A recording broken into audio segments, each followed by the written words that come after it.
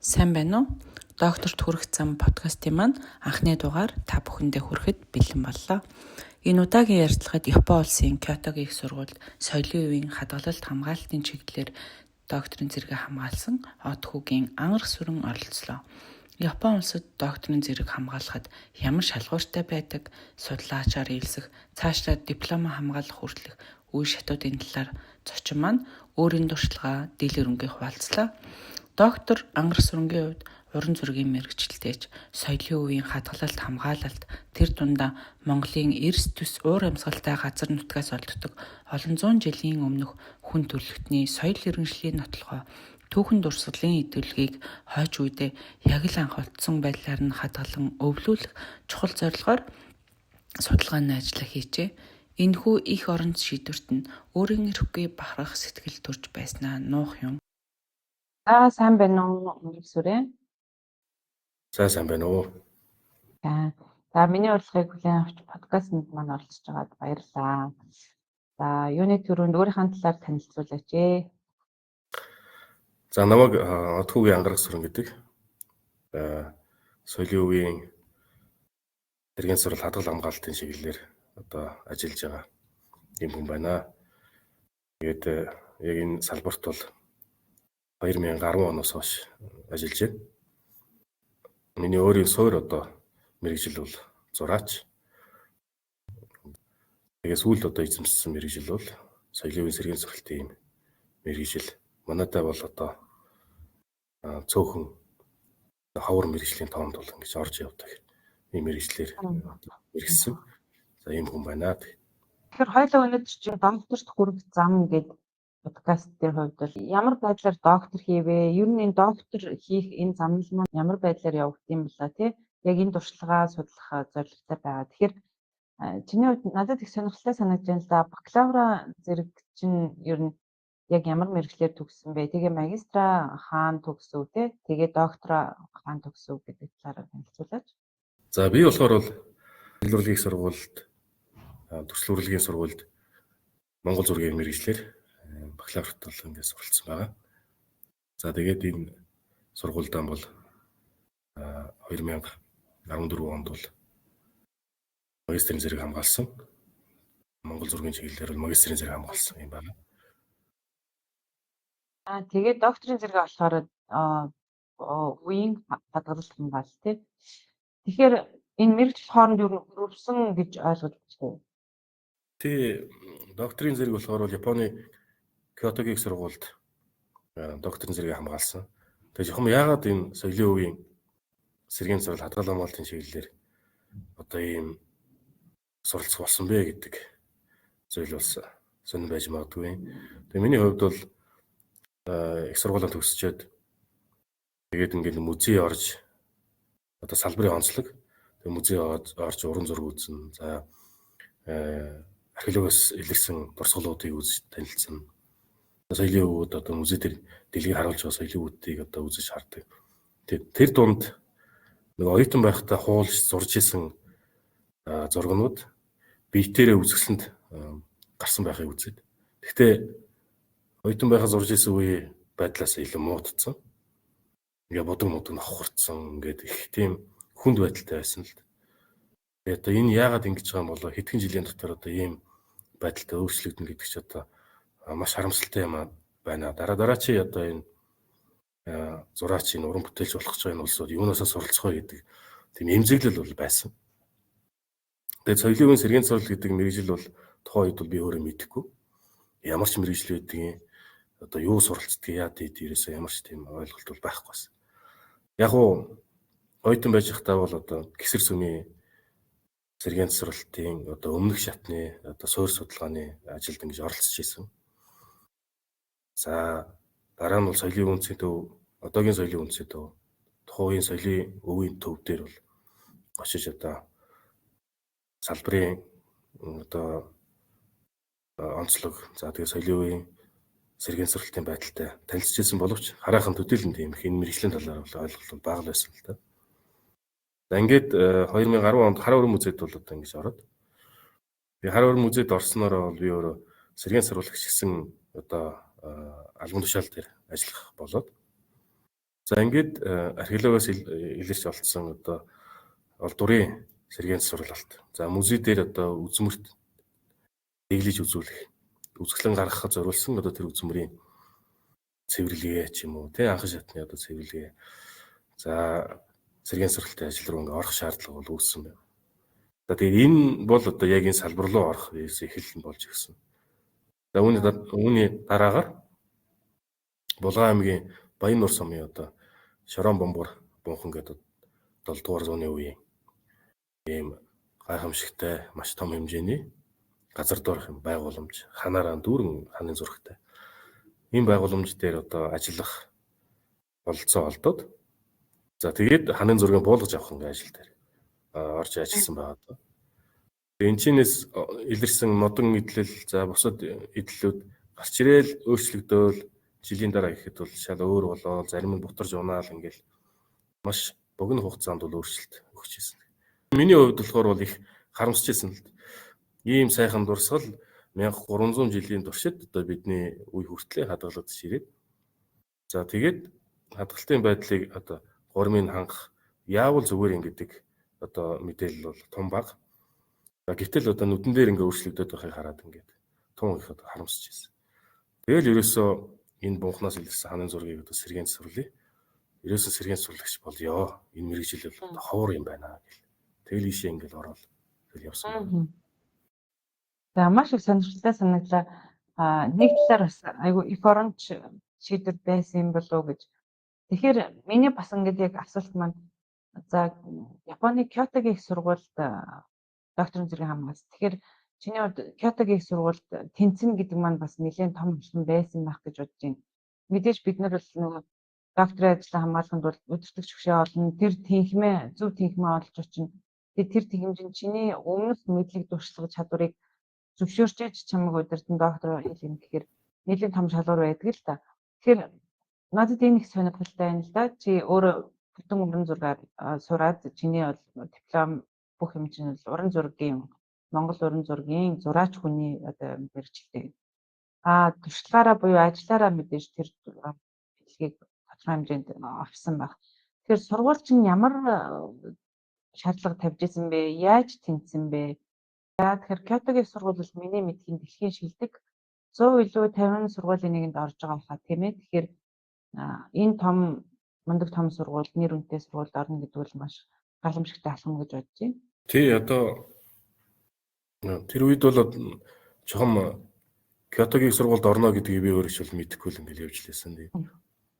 Португалийн Евро гэдэг сургууль дээр чулуун эдлийн хадвал хамгаалалт сэргээн сургалтын чиглэлээр докторт сурах боломж бас гарч ирж байна. Гэхдээ за Азийн орн тэр дундаа өндөр хөгжилтэй энэ Японд соёлын хувьд л одоо ойролцоо тэгээ өндөр хөгжилтэй юм оронд сурах нь хамгийн зөв юм байна гэдэг алхмыг хийгээд ерөөсөө энэ Японд л сурья гэдэг нэг чихтэй болж эхэлсэн байна. За тэгээд мэдээж бол одоо манай хар өрөн музей бол Япон улсын засгийн газрын хөрөнгө оруулалтаар байгуулагдсан музей. Ер нь Япон судлаач нар бол их ирдэг байсан. За тэгээд тэр дундаас одоо нэг судлаачаас асуусан байна. Одоо би энэ сэргээн сургалтын чиглэлээр ингээд суралцмаар байна. Японд хамгийн сайн багш нь ямар багш вэ? Гэсэн чил Кёотогийн сургуулийн одоо Козмо Яосе гэдэг багш байна. Тэр багш бол одоо маш сайн багш байна гэдэг. Тэгээд нэг багшийнхаа нэртэй л болж одоо ихний хэлж ерөөсөн надад нэрэл байсан. Японы нэрэл байсан. Тэгэнгүүт өөрийнх нь таньдаг одоо Отоны их сургуулийн Мацукава гэдэг багш руугаа захиа бичсэн. За би ерөөсөө Японд сурахад туйлын хүсэлтэй байна. За тэгэхээр энэ Козмо Яосе гэдэг багштай л одоо уулзмаар. Холбож өгөөч. Би одоо яаж холбогдохоо мэдэхгүй байна гэдэг. Тэгээд нөгөө багш чинь одоо манай багш руу захиа бичсэн. Тэр захиан дээр бол би хэлсэн л дээ. Хэрв таныг одоо болно гэвэл би өөрөө уулзахын тулд Япон явж тантай очиж уулзъя. Хэдэн сарын хэдний өдөр одоо уулзах болцоотой гэдэг. Энийг асуугаад өгч гэдэг. Тэгэл ерөөсөө удалгүй л Японоос хариу ирлээ. Чамайг 2015 оны 4 сарын 16-ны өдөр одоо ирж уулз гэж байна гэд. Тэгээд багштай очиж уулзахад надаас бол шууд л хоёр сэдв асуусан. Чи ямар сэдвээр одоо ингээд доктор сурах гэдэг юм бэ? Нэг нь болохоор бол археологийн малтлагаас илэрдэг юм текстилүүд Монголд маш их байдаг. Тэрний сэргийн сурал хамгаалтыг одоо чиглэлээр доктор ажил хиймээр байна гэд. Хоёрт нь бол манайд ерөөсөө энэ 1300 жилийн өмнөх ханын зураг илэрч олдсон. Бунхан газар доороос маш том хэмжээтэй. Тэгээ энэ ханын зургийг одоо хадгалж хамгаалж сэргийн сурвалжах юм шаардлага байгаа. Тэгээд энэ чиглэлээр одоо би суралцсан байна гэсэн чинь. Эхнийх нь бол сэдв нь бол маш гоё сэдв байна. Даанд ч одоо манай багш бол зөвлөж чадахгүй, өдөрдөж чадахгүй. Хоёр дахь сэдв бол болно. Маш сонирхолтой сэдв байна гэд. Яг тэгэхээр нэг юм бас нөхцөл байдал тохироо бүрднэ гэдэг шиг манай багш бол одоогийн их сургуульд багшилж байсан. Гэхдээ Наарагийн соёлын үндсийн судалгааны хүрээлэнд одоо сэргийн сурал хадгалах хамгаалтны хэлтсийн дарга байсан. Тэгээд энэ одоо Наарагийн соёлын үндсийн судалгааны хүрээлэн дээр Японы 1300 жилийн өмнөх ханын зургийг сэргийн сурал хадгалах хамгаалах ажил явагдчихсэн. Тэгэд энэ бол одоо Япон улсад бол маш ховор тэг цөөхөн байдаг тийм дурсгалуудын нэг. Гэхдээ яг энэ цаг үетэй ижил цаг үеийн дурсгал Монголд олдсон гэдэг дээр их анхаарал хандуулад нэр энэ чинь хадгалж үлдэхгүй чухал байна. Тэгээ энийг чинь одоо хадгалж хамгаалахад чи өөрөө ингэ сонирхоод өөрөө юмыг судлаа гэж байгаа бол одоо байж болно гэд. Тэгэл 16 онд ирээ шалгалт өгөх хэрэгтэй. За тэгээ шалгалтаа тэнцэх юм бол одоо энэ сургуультай ингээд орж болно гэсэн зүйлэл надад хэлсэн л дээ. Шалгалт хийсэн гэдэг чинь тэгэхээр ер нь докторт элсэлтийн шалгалт гэж ойлгож болох уу? Ямар агуулгаар шалгалт хийсэн бэ? Тэг яг уу шалгалт авахаас өмнөх нэг алхам нь болохоор бол судлаач оюутнаараа ирж 6 сарын хугацаатай судлаач оюутнаар одоо байжгаад за тэгээ шалгалтандаа ордог юм ёстой. Гэтэл одоо би яг тухайн үед бол судлаач оюутнаар ирэх хугацаанд Солонгос улсын үндэсний соёлын үеийн судалгааны хүрээлэн дээр 3 сарын дадлага хийх юм хуваар бол гарсан байсан. Тэгээ одоо багштай уулзалтын үеэр бол хэлээд за багш уучлаарай одоо би ингээд судлаачаар оюутнаар ирж чадахгүй болох нь тэгээ шууд шалгалтанд орж болох уу гэд. Тэгээ багш болохоор бол одоо сургууль руу холбогдоод ингээд шууд шалгалтанд ороо гэдэг зүйл хэлсэн байна. Яг шалгалтанд бол магистрийнхаа ажлаар бол юу хийсэн юм бэ? Ер нь чи энэ соёлын үеийн салбарт ямар туршлагатай юм бэ гэдэг зүйлийг маш нарийн шалгаж авсан. Презентацийн тавьсан, асуулт хариулт яасан. Тэгээд тэр ур чадварын шалгалт тэгээд ингээд байсан. Тэгээд нөгөө талдаа бол хэлний асуудал бол маш чухал бол байсан. 2008 онд бол би өөрөө Япон явж ирсэн юм туршлага бол байсан. За тэгээд одоо ойлголцох хэмжээний ийм одоо хэлний төвшөнтэй. За тийм ч болоод тэр юм уу? Гэсэн үг тийм ээ? Тийм ч болоод тэр юм уу? Одоо нөгөө багштайгаа болоо нэг ойлголцох. За тэр шалгалтанд одоо Японоор өөрийнхөө ажлыг танилцуулах барих гэдэг ийм ажил одоо хийгдсэн байна. Тэгээд Монгол руу буцсан шалгалтандаа тэнцсэн үг нь бол мэдэхгүй. Гэтэл одоо араас шалгалтандаа тэнцсэн байна гэсэн зүйл л ингээд ирээд. Тэгээд хичээл бол 2016 оны ер нь 4 сараас эхэлдэг. Гэхдээ би бол 6 сард Японд очсон. Миний виз жоохон хүлээгдээд ингээд очсон. За ингэж л одоо докторийн ажил анхны гараа бол ихсэн тийм. Чиний хувьд ер нь доктор англи хэл дээр сурсан юм уу, япон хэл дээр сурсан? Миний хэрэгсээ англи дээр бичээд тэгээд нөгөө багштай ойлголцох, багштай тайлбарлах, судалгаа хийх юм бол Япон дээр яваад тэгээ англиас их сурвалжууд материалаа үзээд тэгээд ингээд явцсан. Тэгээд миний хамгаалт ч гэсэн өөрөө уг нь Япон хэл дээр хамгаалсан боловч тэр дунд бас англиар хамгаалтын зүйлүүд орж ирээд ингээд хослуулаад тэгэл явцсан л да. Окей. За тэгэхээр ер нь яг үндсэн шаардлага нь бол ер нь тодорхой хэмжээнд Япон хэлтэй байхыг шаардсан байна тухай үедээ тийм ээ. Яг уу англи хэлтэй байсан ч бол болно. Японы одоо профессор багш нар бол сайн англи хэлтэй байдаг. Тэгээд яг уу зүгээр Япон хэл тухайн орчинд нь ингээд сураад тухайн хэлээр нь хамгаална гэдэг бол илүү зүгээр юм байна л гэж би бас боддог. За ингээд амжилттай тэнцвчлээ. Доктортой ер нь бүх шалгуур маань хамжигдчихлаа. Чиний хувьд ерөнхийдөө багштайгаа эхний ээлжинд ер нь юу хийх, яах сэдвээ тодорхой хэмжээнд ер нь ойлголцсон, хүрсэн шахуутсан юм шиг надад санагдаж байна. Тэгвэл мэдээж маш нарийн докторийн ажил бол нэлээд нарийн сэдв гаргах хэрэгтэй байдаг. Тэгэхээр сэдв яг ингээд гарсан сэдвээ ер нь хэр хугацаанд тодорхойлж чадваа тий докторийн ажлын чинь эхний хэсэг ер нь ямар байдлаар явв? Суурь судалгаа, сэдвээ сонгох гэд ингээд яг эхлүүлэхэд бол нэлээд ажил шаардлагатай байдаг шүү дээ тийм ээ. Миний суралцсан Кёотогийн их сургууль болохоор бол нэг онцлогтой нь би өөрөө Кёотогийн сургуульд сурч ирсэн боловч Нарагийн соёлын үндсийн судалгааны хүрээлэн дээр байгаад байсан. Тэгээд яагаад Нарагийн хүрээлэн дээр байгаад байгаа юм бэ гэдэг эхэндээ бол ерөөсөө ойлгоогүй. Гэтэл Нарагийн үндсийн судалгааны хүрээлэн, Токиогийн үндсийн судалгааны хүрээлэн гэж хоёр соёлын хүрээлэн Япон улсад бол үйл ажиллагаа явуулдаг. За Нарагийн үндсийн судалгааны хүрээлэн бол Кёотогийн их сургуультай хамтын ажиллагааны гэрээтэй. Кёотогийн их сургууль сурж байгаа оюутнууд Нарагийн хүрээлэнгийн лаборатори дээр ирж судалгаа хийдэг. Тэгээ Нарагийн хүрээлэн дээр байснараа маш их тийм давуу тал надад бол бүрдэж эхэлсэн. Нарагийн соёлын үндсийн судалгааны хүрээлэн бол Япон улс даяар тэр хосгүй үнэтэй хамгийн чухал ховор нандин зүйлүүд дээр ажилладаг газар. За судалгааны төвшин, судлаачдын төвшин зэрэглэл маш өндөр, шаардлага бол их өндөр. Тэгээ ингээд олон судалгааны объектэнд хамтарч орох туслах юм болцоо бол ингээд гарч ирж байсан. Миний судалгааны хувьд бол Монголд байгаад байдаг объект нь.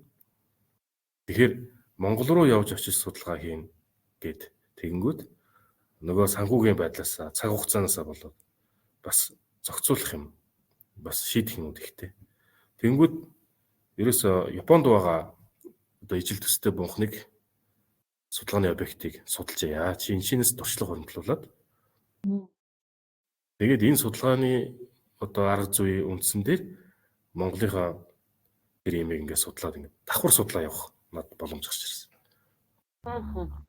Тэгээ миний ажил дээр бол үндсэндээ бол яг Монголын газар доорх тэр бунхны ханын зургийн хадгалан хамгаалалт сэргээн суралтын асуудлыг хөндөж байгаа боловч тэр дунд нэг сэдвтүүд судалгаан дээр бол Японы бунхны энэ хадгалан хамгаалалт сэргээн суралтын асуудал бас орж ирсэн байдаг.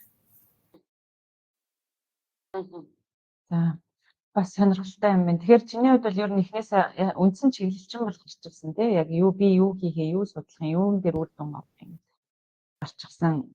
Тэгэхээр хэцүүнгөө ингээд яг чиний мэргэжлийн онцлогчч тэр ер нь дадлаг хийх газар чинь эхнээсээ ингээд багш ер нь ингээд чамайг залаад явчихсан юм шиг надад санагдав. Тэгэхээр ер нь Японы их сургуулиуд яг мэргэжлийн онцлог нь өөр байгаа.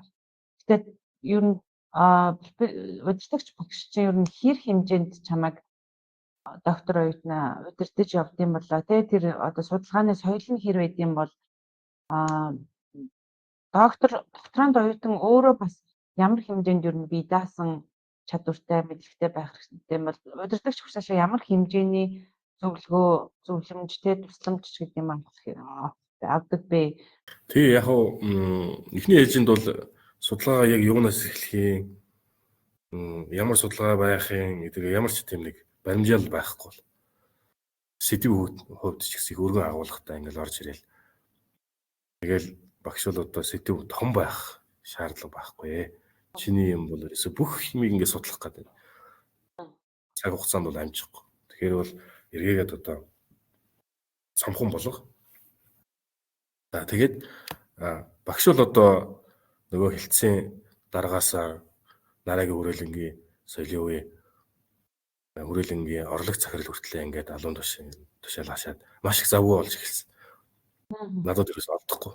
Гэхдээ аль болох багшаас цаг авах. Уулзъя би өөр ингээд энэ төвшөнд хийлээ, энийгээ танилцуулъя, ийм одоо дараагийн шатны ийм байна, судалгааны ийм арга зүй хэрэглээд ийм үр дүн гарлаа гэдэргээд ингээд байнгын идэвхтэй орлого бол ингээд хийж ирсэн. Ерөөсөн тийм юм оюутнаас бол байнгын одоо ялцчгүй шаарддаг. Оюутан бол багштай уулзъя вэрэ гэж одоо хэлэхгүй бол багш хөөе уулзаач гэж хэлж хэлэхгүй. Тэгэхээр багшийнхаа хойноос оюутан одоо ингэж явдаг. За тэгэл судалгааны алхмаа ингээл үзүүлэл барайл ингээл зөвлөгөөгөө аваад ингээл цааш явжсэн. Багш бол хэдийгээр маш их олон ажлыг давхар хийжсэн ч гэсэн уулзъя цаг өгөөч гэдэг бол ерөөсөө ямар ч ажилтай байсан зогсуулдаг гэсэн. Тэгэхээр оюутандаа зөвлөгөө өгөөд туслая, судалгааг нь явуулъя гэдэг энэ чинхүү одоо хүсэл бол тэгээд надад хандах хандлага бол одоо их өөр байсан л да. Хүрээнд ер нь танай мэрэгчлэр хичээл судалдаггүй, кредит цуглуулдаггүй. Кредит бол үзчихсэн. Кётогийн сургууль дээрээ бол очиж кредит үзчихсэн. Соёлын үеийн материалын судалгаа, за материалын шинжилгээний талаар гэдэг хичээлүүд орж ирсэн. Тэр бол эхний 2 жил орж ирсэн шүү. Тэгэхээр ер нь суур байдлаар ер нь докторантууд кредит заавал цуглуулах хэрэгтэй гэсэн үг тийм ээ. Докторийн ажил хийж байгаа, судалгаа хийж байгаа хүмүүсийн хувьд ер нь эхлээд мэдээж маш том хүрээгээр сэдвээ ер нь хардаг. За би нэг энэ л чиглэл рүү явна. Гэхдээ суучин маань яг ингээд тэрийг одоо тэр том хүрээг 100 одоо жижигхэн градустэйгээ үзэх юм бол 100 градусаар нь харцсан явж идэг тийм ээ. Тэгтэл судалгааны ажил, докторийн судалгааны ажил бол заавал тийм өргөн авах хэрэггүй. Энэ бол ер нь баг бүхэл оронд ер нь үйлчлэг. Тэгээд докторант оюутандаач барсан ингэж наривчлах юм чухал гэдэг. Тэгэхээр магадгүй тэрний нэг 2-3 градусыг хүрээг л хэмжсэн нь таны өөрөө чинь хувь нэмэр болж таардаг шүү дээ тий. Тэгэхээр за энэ дээр ер нь хэр хугацаа зарцуулсан бэ? Яг ингэ наривчлахад хэр хугацаа зарцуулв? Тэгээд за би яг энийг судлах юм байна те. Миний судалгааны одоо энэ судалгааны салбарт миний оруулах хувь нэмэр ерөөсөө энэ л юм байна гэдгийг ямар үед ер нь одоо илүү шийдсэн гэж бодож байна вэ? Тэгээд яг тэрийгэ бариад авсны дараа бас чиний судалгааны ажил дээр ямар өөрчлөлт ирсэн болоо? Тэгээ яг үндсэн туршилт өдрөө хийгээд явхад бас арай өөр бас байсан уу? Тэр судалгааны ажил бол нийтдээ 5 жил гарan одоо хугацааг бол зарцуулсан. За судалгааны объектийн байдлаасаа болоод явцын дунд бол сэдвээ солих гэдэг асуудал бас гарч ирж байсан. Монголд хол. За тэгээд нэг судалгааны объект маань Итали, Турк, Казахстан гэдэргээд их олон орны судлаач нар орж ирж байсан. Бас жоохон төвхтэй ийм судалгааны объект байсан л да. Тэр шинжлэхээс ер нь бол ерөөсөө чи одоо бол Японы Кётогийн сургуулийн гэж харьяал явж явах учраас маш юмд бол болгоомжтой хандах хэрэгтэй байна.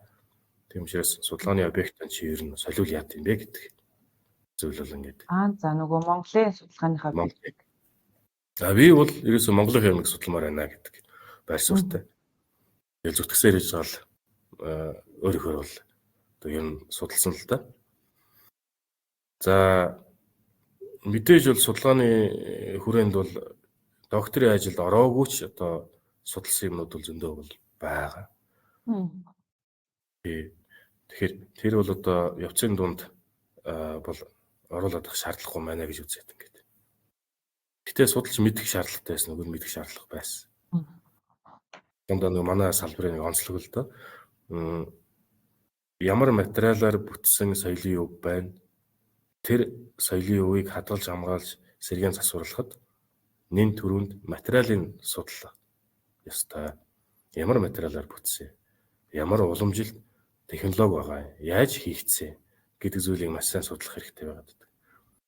Тэгээ энэ суур одоо энэ судалгаа бол одоо хийсэн. За мэдээж Шорон бомбор гэдэг чи одоо 7 дугаар зууны үеих 1300 жилийн өмнөх ид гэтэл 1100-аад оны өмнөх 800-аад оны өмнөх 400-аад оны өмнөх ханы зураг Монголд байгаа ханы зургууд юм ямар хуу материалтай ямар хуу одоо уламжил технологитой гэдэг зүйлийг мэдэх одоо мэдлэгийн хүрээг нь тэлэх ингээд шаардлага бол ингээд үүсэл. Тэгэл ирэх болгондоо тэр материалуудыг цуглуулдаг, очиод шинжилдэг, барьдаг гэх. Тэр ийм ажлууд бол хийгдсэн. Тэгэхээр тэр болгон бол одоо докторийн ажлаас ороогүй л дээ. Докторуудын хувьд яг ингээд доктор хийж явах явцад ийм кейс зөндөө гарч ирдэг баг. Тэгэхээр багштайгаа үнэхээр чи өөрөө хүсчихвэл те багштайгаа ярилцаж тохиролцох гэдэг бол бас их чухал. Түүнээс заавал багшийн хэлснээр за тгий гэд ингээд явах чинь бас тухайн нөхцлөөсөө шалтгааллах бах тийм ээ. Тэгэхээр энэ бол бас сонирхолтой санагдаж байна надад. За тэгээд доктор хийж явах хугацаанд яг Монголд объект байна гэдэг нь бас их сонирхолтой онцлог байхаа. Тэгэхээр чи хэдэн удаа Монгол руугаа ирж очивоо? Ер нь энэ объектны байрлал, судалгааны объект байрлал өөр байршилд байна. Чиний их сургууль яг судалгааны институт чинь бас өөр газар байна гэдэг маань давуу ба сул тал гэж ер нь байсан уу? Чиний бодлоор юу гэж бодож байна? Тий, яг өөрийнхөө соёлыг судалж байгаа гэдэг утгаараа бол одоо маш их чухал бол байсан. Эдгээр хол байгаа ч гэсэн. Жилдээ бол нэг 2 л ирэх бололцоотой. Нэг ирэхдээ 14 хоног ирэх бололцоотой. За энэ дээр бол маш том одоо тусалцаа үзүүлсэн болохоор соёлын үндсийн төвийн судлаач нар бол надад их тусалцаа үзүүлж байсан. Яг бол ингээд мэдээлэлээ хуулж авах. За тэнд одоо багж сенсорууд суйрлуулах энэ ажил дээр бол одоо найз нөхдөд гоогаад за нөгөөдөл маань одоо тэр судалгааны объектын дээр очиж одоо багжуудыг суйрлуулах, мэдээллийг хуулах гэдэг иймэрхүү ажил дээр бол ингээд надад тусалж ирсэн. Тэгэхээр бол ер нь дан ганц одоо миний хүчин зүтгэлээс гадна бас цаанаа бас олон хүмүүс бас тусалж ирсэн зүйл бол байдаг. Тэгээд энэ байнгын ирээд ах, байнгын тэнд ажиллаад ах болцоо байхгүй учраас. За нөгөө талаас яг судалгааны ажил гэж юу юм бэ? Гэдэг дээр бол бусад одоо судлаачийн ижил төстэй судалгаануудыг бол унших, судлах. Эргээд энэ нь бол ингэж судлаад ийм үр дүн гаргасан юм байна. Тэгэхээр энэ дээр чи ингэж болох юм байна штэ гэдэг зүйл эрэл хайгуул хийх зайлшгүй шаардлага бол үүсдэг. Тэгээд бусад судлаачийн судалгаа бол надад бол маш том одоо дэмжлэг мэдлэгийг өгчээсэн. Тэгээ багштайгаа мэдээж судалгааны ажлаар одоо ярилцахад зөвлөгөөг нь аавна. Гэхдээ өөрийн санаагаа одоо судалгаагаар нотолсон зүйлээ эн чинь ийм шүү дээ, ийм байна гэдэргээд багштайгаа одоо зөвшөлдсөх. За ийм үр дүн гарлаа гэдэргээд ойлголцох хэмжээний тийм одоо зүйлүүд бол бас болж исэн. За баярлалаа. Тэгэхээр Японы сургууль маань би бас нэг түрүү өмнө бас асуух юмарч төлбөртэй юу ер нь докторийн судалгаа? Төлбөртэй. Тэгээд одоо төлбөртэй би өөрөө Монгол Улсын засгийн газрын тэтгэлгээр Кётогийн сургуульд бол сурсан.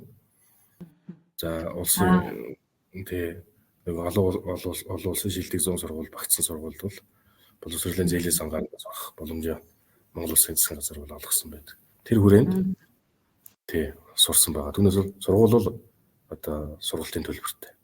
Нэг боломж нь болохоор бол маш их олон сангууд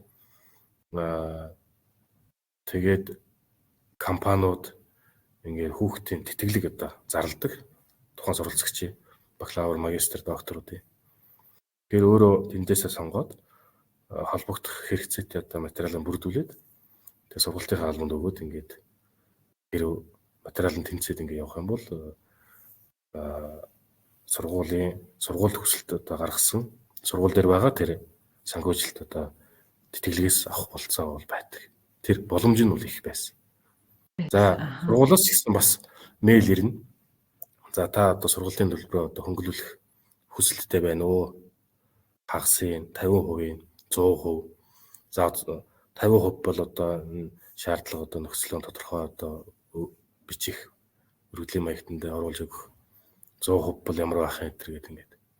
Тэгэхээр бол улсын сургууль бол маш их боломжийг бол тэр хоёрт нээж өгд юм байна.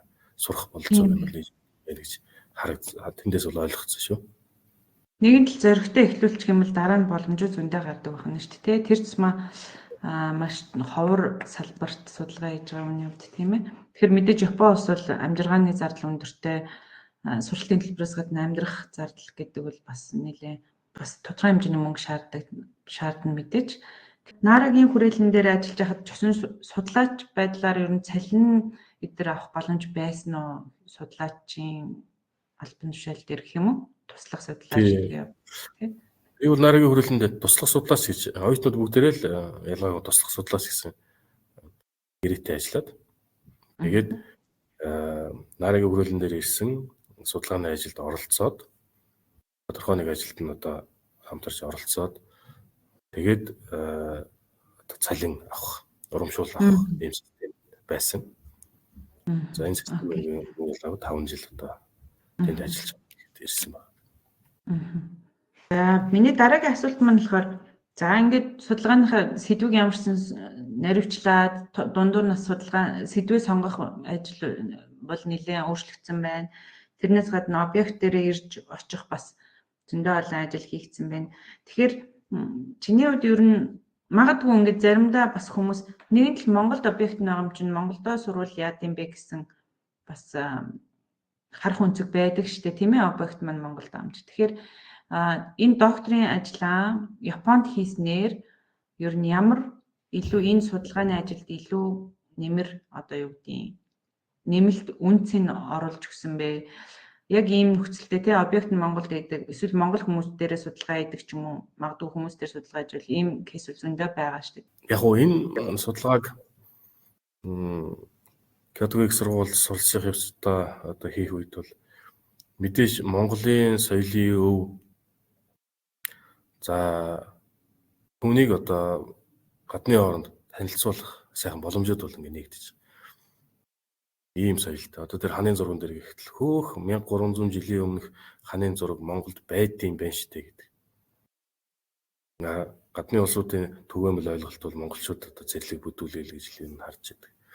Гэтэл бид чинь одоо бүлэгтэн төрсөл урлагийн ийм өвтэй соёлын юмны эртний өвүүд бол байна гэдэг. Соёлын өвийг бусдад ингэ танилцуулах боломжууд бол зөндөө гарч ирсэн байна. За хоёрт гэвэл өөрийнхөө судалгааны объект дээр ажиллахад цаашид одоо энэ эрсдэс уур амьсгалтай Монгол оронд ерөөсөө юм газар доорх юм байгууламж тэр дундаа ханын зургийг илрүүлэхэд юу анхаарах хэрэгтэй юм бэ гэдэг зүйл бол тодорхой болж ирсэн байна. Тэгэхээр эрсдэс уур амьсгал гэдэг бол соёлын өвийг одоо гэмтэх, устгах цаашлаад бүр соёлын устж алга болох маш том одоо эрсдэлтэй алхмуудын нэг л дээ энэ эрсдэс уур амьсгал гэдэг бол тэр энэ эрсдэс уур амьсгалыг өөрөө судлаж энд тохирсон арга зүйгээр соёлын өвөө сэргийлж чадвал хамгаална гэдэг зүйл. Тэр яагаад одоо Япон улсад юм бэ? Яагаад гадны орн суралцах хэрэгтэй вэ гэхээр Монгол улсад намайг одоо сурах гад явж явах үед бол ихтэй сургуульд бол яг энэ соёлын сэргийн сурвал хадгалах хамгаалтыг хичээл ордоггүй байсан. Тэгэхээр Монголд сурах болцоо байхгүй учраас гадны оронд очиж одоо суралцахаас өөр байхгүй. Тэгэхээр ийм нөхцөл байсан тий. Тэгэхээр эргээд яг миний судалгааны одоо үр дүнд бол ерөөсөө энэ бунхныг оллоолвол дээр нь башин барилал бол бунхны хаалгатай гадна одоо барилгаа хаалгах хэр хэмжээнд ойрхон байх ёстой. Хаана барилга нь хийх ёстой. Агаар жуулт нь яаж явах ёстой. Битэмжил байх уу юу анхаарах юм. Тэгэл бунхан доторх орж ажиллах тэр улирлын шин чанартай өөрчлөлтүүдийг хүртэл одоо судалгаа хийж тодорхой болгосон л доо. Тэгээ манай эрсдэс уур амьсгал бол сэрэмний улирал их олон байдаг учраас аль болох одоо судалгаа шинжилгээ хийвэл зуны улиралд одоо ингэж хийх шаардлагатай гэдэг нь бол гарч ирсэн. Сэрэмний улиралд одоо тэнд сургалт явуулах, нээх барих гэд маш их одоо эрсдэлтэй алхмууд бид бүхэн одоо хийсэн байна. Үүн дээр цаашид анхаарч. За энэ 1300 жилийн өмнөх энэ бунхан бол одоо нэг биш. Цаашаа нэлээд хэд бол байгаа. Цаашдын одоо ийм чухал одоо өвд судалгааны эргэлтэнд ороод олон нийтэд одоо музей хэлбэрээр ч юм уу дэлгэгдэн үзүүлэхэд одоо суур гол одоо судалгаануудын мэдээлэл одоо болж өгч байгаа болов уу гэдэг Тэгээ Монголын соёлын өвийн сэргийн сурал хадгалан хамгаалтын энэ одоо зүйлд бол бас тодорхой хэмжээний хөв нэмэр. За тэгээд дараачийн судлаач нар ийм судалгаа хийж болт юм байна гэдэг сэжүүр авах ч юм уу. За нөгөө талаас миний судалгааны ажлыг уншаад Монголд одоо ийм судалгааны объектууд байт юм байна. Эрсдэл уур амьсгалтай нөхцөл ер нь яаж одоо соёлын өвийг хадгалж хамгаалах уу гэдэг судалгааны чиглэл. Тэг янз янзын судалгаанууд ингээл явж ил байгаа л да саагаараад. Ер нь чиний хувьд энэ докторийн судалгааны ажил хийснээрээ Монгол улстай те эх орондоо ер нь ямар хувь нэмэр оруулсан бэ гэсэн асуулт байсан л да. Одоо л нэлээд тийм тодорхой болж байна. Миний бодлоор одоо яран дунд чиний хувьд бол маш онцгой тийм салбар Монголд харьцангуй хөгжөөгүй байсан учраас харьцангуй анхдагч байна. Үүн дээр нэмээд одоо ангар суурь маань докторийн ажлыг хамгаалаад одоо бол Монголдо хувь нэмрээ оруулж явж байгаа хүн. Тэгэхээр 3-4 жил Монголдо ирээд одоо тодорхой хэмжээний судалгааны ажлыг үргэлжлүүлээд тэ өөрийн гэсэн нөлөөгөө үзүүлээд хувь нэмрээ оруулаад явж байгаа. Тэгэхээр чиний хувьд өөр нэмэлтээр тэ гол энэ эх орондоо өгж байгаа хувь нэмрийг ер нь юу гэж харж байна? Ер нь энэ докторийн ажил хийхдээ зөвхөн ангар сүрэн гэдэг хүн биш. Ер нь энэ чиний хувьд одоо докторийн ажил олон улсад хийгээд эргэж ирээ Монгол улстай ер нь ямар чиглэлээр хувь нэмэр оруулах боломжууд байна вэ? Юугаараа бахархаж байна вэ? Тийм ээ. Японд ингээд докторт суралцаад их олон найз нөхдөд болоод ингээ ирэнгүүт эргээд Япон улс яг энэ салбар дээр их ойрхон хамтын ажиллагаа өрнөхөд бол бэлэн одоо гүүр ингээ тавигдаад ирсэн. Хэдийгээр Монголдо өрөөд ирсэн ч гэсэн эргээд судалгаа шинжилгээний ажил дээр эргээ холбогдоход надад тусалт дэмждэг. За мэдээ зөвлөдөг олон хүн бол байна. За цаашлаад яг энэ салбарт одоо гол суур болох зүйл бол лабораторийн нөхцөл байдаг. Энэ салбар өөрөө лаборатори дээр төсөөлж явдаг салбар. Сүүлийн үедэд одоо энэ шинжилгээ ухааны лаборатори, соёлын өвийн сэргийн сургуулийн лабораториудад ингээ бий болоод ингээ явж байна. Тэгэхээр цаашлаад энэ одоо судалгаа өөрөө өргөжөөд тэлээд явах. За мэдээж энэ боловсон хүчин цаашаа бэлтгэдэг хамтын судалгаа өргөжөөд ингээ явах. Энэ тал дээр бол бас нэг хувь нэмрээ оруулаад явах нь зөв юм болов уу гэдэг. Тэгээ Монголын соёлын өвийн сэргийн сурал хадгалан хамгаалтын холбоо гэдэг ингээ байгуулсан хэсэг нөхдөд хамт ингээ явж байна. За мэдээж бол соёлын өвүүд бол өөрөө эрсдэл уур амьсгалд бол маш олон байгаль дээр ил байгаа одоо дурсгалууд бол хүнд хөдөлтэй бол байдаг. За тэр дундаа одоо сүм хийд. Тэгээд энэ чиглэлийн одоо сүм хийдийн сэргийн сурал хадгалан хамгаалтанд ийшээгээ бас судалгаа хийж орох сонирхолтой судалгааны ажлууд эхлүүлээд ингэ явж байгаа. Тэгээд ажлууд ингээл унтраал явж байна да. Ангар суурь маань одоо шавьтай болж байгаа юу? Тий. Улсын их сургуулийн археологи антропологийн танхимд бол цагаар бол одоо хичээл орж байгаа. Археологийн оюутнуудад археологийн холдуурын сэргийн сурал хадгалан хамгаалт гэдэг хичээл ороод тэгээ явж. За яг сайн нэлийн даруухан л тайлбарчлаа. Одоо миний харж байгаагаар бол ангар суурь судлаачийн хувьд бол маш олон чиглэлээр өөрийнхөө хувь нэмрийг эх орондоо оруулж байгаа гэж харж байгаа. Тэгээд саяны өөрөөр нь хэлсэн тэр яг салбарын те лаборатори байгуулах, судалгаа хийх бидний өвөг дэцээс хадгалж аваад үлдсэн байгаа тэр соёлын өвүүдийг цааш нөгөө илүү олон жил яаж хадгалах вэ гэдэг дээр бол нэлээд том ажил хийгээд Японы их сургуулиасаа буюу Япон талаас бас хөрөнгө оруулж ирэх талын ажил дээр бас нэлээд хичээл зүтгэл гаргаж ажиллаж байгаа мó гэж би харж байгаа. Бас шавнараа бэлтэн гэдэг бол бас энэ судлаач хүний үед маш том ажил. Тэрс маань чиний салбар бол нэлээд Монголын үед анхны салбар. Гэхдээ маш хэрэгтэй байгаа салбар учраас шавнар бэлтэж байгаа энэ ажил чинь бол бас их маш их талархмаар санагдаж байна. За битэрийн ярилцлага бол ер нь нэлээд ингээд өндөрлөх тал руугаа орж байна. Би тэгээд сүүлийн нэг 2-3 асуултыг асуугаад хоёлоо ярилцлагаа дуусгая. Ер нь судлаач хүний хувьд за саяны өмнө дурдсан те мэдээж үндсэн мэргэжлийн онцлог, ур чадвар, тэгээд суурь судалгаа гэд энэс гадна одоо зөөлөн ур чадвар гэж ярьдаг шүү дээ. Ажлын байран дээр ч тэр ер нь судалгаа хийдэг шүү дээ. Тэгэхээр судлаач хүний хувьд буюу тэр докторийн түвшинд ажил хийхэд, судалгаа хийхэд ямар зөөлөн ур чадвар ер нь шаардлагатай байдаг вэ? Японы судлаач нартай зэрэгцээд ажиллаж байхад ер нь өөрийн чинь нөгөө ажиллаж байгаагаар тийм Монголдо ер нь бакалавр, магистр хийсэн хүний хувьд ер нь бусад зөөлөн ур чадварууд ер нь юу шаарддаг гэсэн бэ? Зөвхөн би өөрөө судлах гэдэг байгаа биш. Надтай хамааралтай бусад судлаач нар заавал ч бол холбогдож таарна. Тэгэхээр тэр улсуудтай харилцаанаас ахвал ер нь багаар ажиллах. Хатуу үг хэлэх зүйл бол байна. Тэр бол чамаг сайн зүйл хийгээсэй, сайн сайхан яваасай гэж хэлж байгаа. Чиний төлөөр хэлж байгаа үг гэдгийг ойлгож явах. Тэгэхгүй бол ерөөсөө энэ инглээ тэглээ гэл ингээл явах. Өөр өнцгөөс ойлгох. Дэлгэцэн үед нэлээ хаттай байх. Зөвхөн ламаа ингээ адалтаад байна ингээд одоо шахаад байна, хавчаад байна гэдэг ойлголт. Ерөөсөө бодож болох. Тэгээд өөрийгөө ойлгох дээр бол хичээн зүтгэх хэрэгцээ шаардлага бол байдаг. За нөгөө талаасаа бол яг энэ нөгөө ойлголцохын тулд өөрийн хичээл зүтгэл гэдэг бол маш чухал юм байл л тийм. Мэдээж бол одоо миний доктор хамгаалахын зам бол өөрөө сайн сайхан яваад бол хамгаалсан зам бол одоо биш. Маш хатуу шахалтанд ор. Тий. Зарим тохиолдолд одоо чи ер нь баг доктор хамгаалж чадахгүй нөхөр байна гэдэг. Итгэн буцуул яасан. Шантарсан үе. Тэрэн дээр ч ингээл бууж өгөхгүй л гээл яач ч гэсэн л би энэ ард бол гарна. Тэг юу хэлэх гээд байна гэдгийг сайн ойлгох юм уу. Тэг эргээд бол улам л одоо хичээхгүй болохгүй маань л гэсэн зүйл. Тэгэхээр үнийг нэг зөв өнцгөөс нь олж харах, ойлгох, юу хэлэх гээд байна гэдгийг ойлгож авах. Энэ зүйл бол хандлах гэдэг бол өөрөөс одоо шаарддаг юм байна.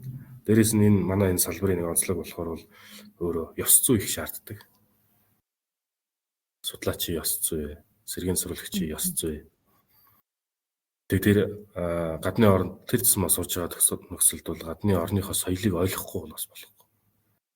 Одоо ингээд Японд гэхтчил надаас өмнө орцсон л бол одоо миний ах надад зөвлөгөө өгөх ёстой хүн байдаг байхгүй. Харахад бол жоох хүүхдүүд. Заримдаа зандрангуй шилжиж магадгүй байхгүй. Тэгээс энэ жоохон хүүхэд юугаа яриад байгаа гэдэг хандлагаар ч юм уу тэгж бол ерөөсөө ажиллаж болохгүй. Яг тэгвэл тэр орны соёл нь өөр учраас. Хүн хоорондын харилцаа их чухал юм биш үү, тийм ээ? Харилцаа. Ер нь одоо мэдээж чиний хувьд энэ чинь 5 жилийн аялал гэдэг бол маш өөрт зөндөө олон юм байгаа. Тэгэхээр хичнээн дундуур нь ер нь хідэн эрдэмшлэгийн өгүүлэл олон улсад ч юм уу дотооддоо хэвлүүлсэн бэ. Яг энтэй холбоотой тий магадгүй анализ хийх, дүн шинжилгээ бичих ур чадварын хувьд ямар ур чадвар шаарддаг гэсэн бол? Хуралд бол Японы хамгийн том соёлын үеийн судалгаа сэргийн сурал хадгалан хамгаалтын хуралд бол заавалчгүй ор гэдэг шаардлага бол тавигдчихсан. Тэгэл очисон жилийнхаа хойдон жилээс ахвал орж эхэлсэн байна. Миний хувьд бол Японы хамгийн том соёлын үеийн одоо энэ хуралд бол 4 удаа илтгэл тавьсан байна. За өгүүлбэл хөндлөнгийн хяналттай сэтгүүл бас өгүүл хэвлүүлэх ёстой гэж өөрөө докторийн шаардлагын нэг нь байдаг. За тэгээд Токиогийн үндсэн судалгааны хүрээлэнгийн сэтгүүл. За Японы соёлын үеийн хадгалан хамгаалтын нийгэмлэгийн одоо энэ сэтгүүл. За тэгээ олон улсын хурал, Зүүн Өмнөд Азийн соёлын үеийн хуралд 2-3 удаа илтгэл тавьсан. За Монголдо ингээд бас илтгэлүүд ингээд хэвлүүлсэн тавьсан зүйлүүд бол байгаа тий. Тэгээд энэ дундаас л өөрөө суралцаал ингээд явдаг. Олон хүний судалгааны ажил үр дүн эндээс туршлах одоо хоригдлуулаад тэгээд өөрийгөө ингээд сайжруулах хэрэгтэй юм байна.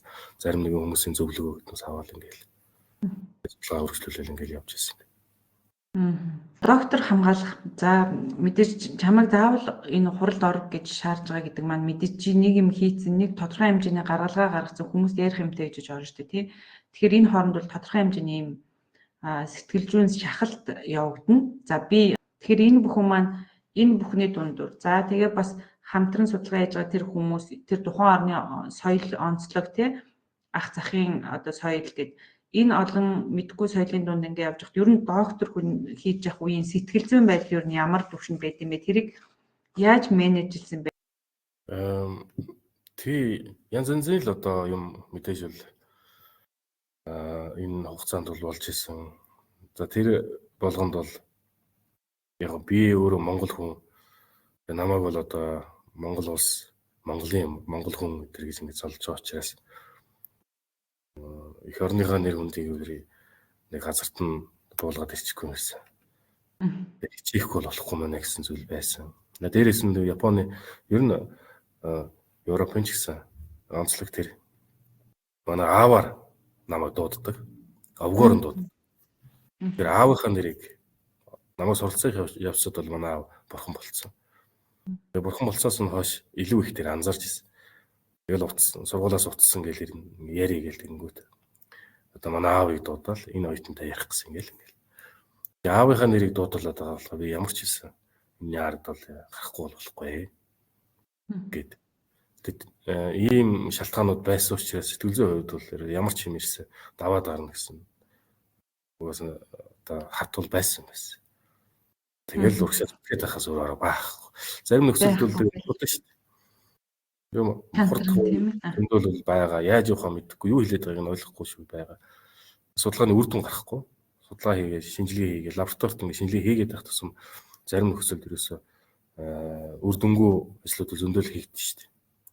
Мэдэх тусам мэдхгүйгээ мэддэг гэдэг шиг л тийм ээ. Процесс ер нь тэгж л явж байгаа. Аха. Энэ болгон тэгэл өстой гандан буурахгүй тэгэл байнгын л ингээл цаашаа явахын тулд оролдлого хийсээр. Тэгэл тэр бол их чухал гэдэг юм л тийм. За маш их баярлалаа.